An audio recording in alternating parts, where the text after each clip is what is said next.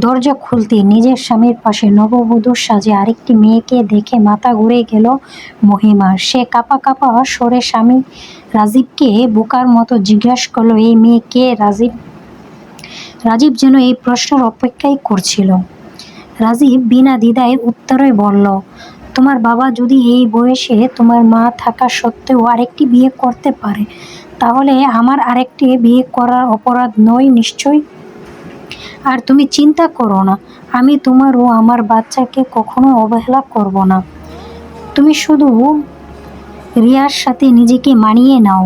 ওর সাথে মিলেমিশে থাকলেই তোমার এখানে কোনো সমস্যা হবে না। রাজীবের কথা শুনে মহিমা গিন্নার শরীরে রিরি করে উঠল।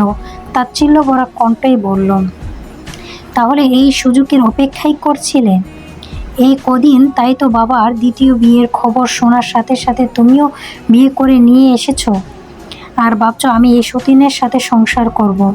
তাহলে শোনো, আমি এমন কোনো লোকের সাথে সংসার করব না যে নিজের 4 মাসের অন্তঃসত্ত্বা স্ত্রীকে রেখে আরেকটি বিয়ে করে নিয়ে এসেছে। নিজের স্ত্রী সন্তানদের কথা না ভেবে। আর সন্তান দুনিয়াতে আসার সাথে সাথেই তুমি ডিভোর্স পেপার পেয়ে যাবে। কথাটি বলেই মহিমা বের হয়ে যায় বাড়ির থেকে।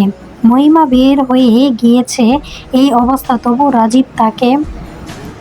রাজীব তাকে একটিবারের জন্য বাধা দিল না। হয়তো মহিমার জন্য এখন আর তার হৃদয়ে ভালোবাসার অবশিষ্ট নেই।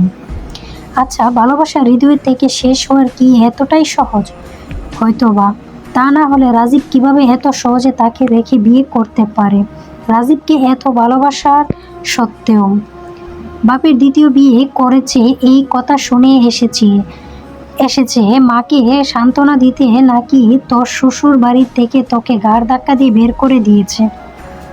ছোট বোনের কথা শুনে ক্লান্ত দৃষ্টিতে তাকিয়ে আছে মহিমার দৃষ্টি অপেক্ষা করে সিরাত আবার বলল, এই 4 মাসে পেট নিয়ে কোথায় থাকবি ভেবেছিস? যেখানে বাবা দ্বিতীয় বিয়ে করার পর আমাদের মায়ের টাকা অনিশ্চয়তা ভিতরে আছে, সেখানে তোর কি মনে হয় মায়ের সতীন তোকে সহ্য করবে?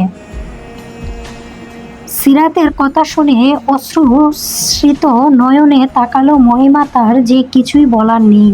নিজের স্বামীকে এত ভালোবাসার পরেও তাকে ছেড়ে দিল তার বাবা দ্বিতীয় বিয়ের কথা শুনে। তার শাশুড়ি এতদিন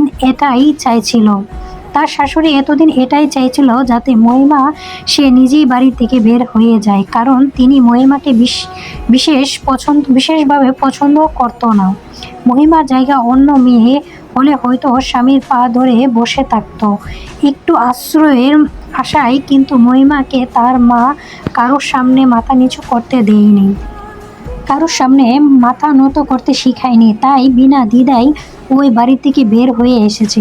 মহিমার দৃঢ় কণ্ঠে সিরাতকে উদ্দেশ্য করে বলল, বাবা এমনটা কিভাবে করলো? আমাদের কথা কি একবারও ওনার মাথায় আসেনি?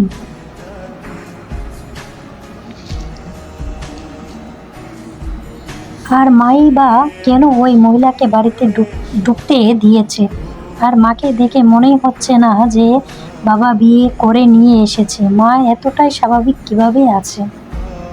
তো কি করবে? মা বসে বসে তোর মতো আহাজারি করবে, কান্না করবে, নাকি নিজের কপালের দোষ দিবে?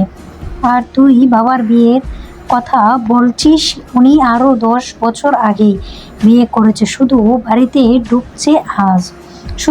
ঢুকেছে আজ। ওনার সাথে 9 বছরের একটি ছেলেও আছে। সে সিদ্ধার্থের কথা শুনে মহিমা হতভম্ব হয়ে তার দিকে তাকিয়ে আছে। কি, বাবা আরো 10 বছর আগে বিয়ে করেছে? এটা কিভাবে করতে পারে? বাবা, উনি কি ভুলে গিয়েছেন ওনার যে 3টি মেয়ে আছে ঘরে? মা ওনাকে কত ভালোবাসেন, আর মায়ের প্রতি ওনার ভালোবাসার কখনো কমতি দেখিনি। তাহলে বাবা কিভাবে এমন জঘন্য কাজ করতে পারেন? সে ভাবেই যেভাবে তোর স্বামী তোকে রেখে বিয়ে করেছে। তোর এই অবস্থা থাকা সত্ত্বেও আরও একটি কথা, ওনার 3টি না, শুধু 2টি মেয়ে। তুই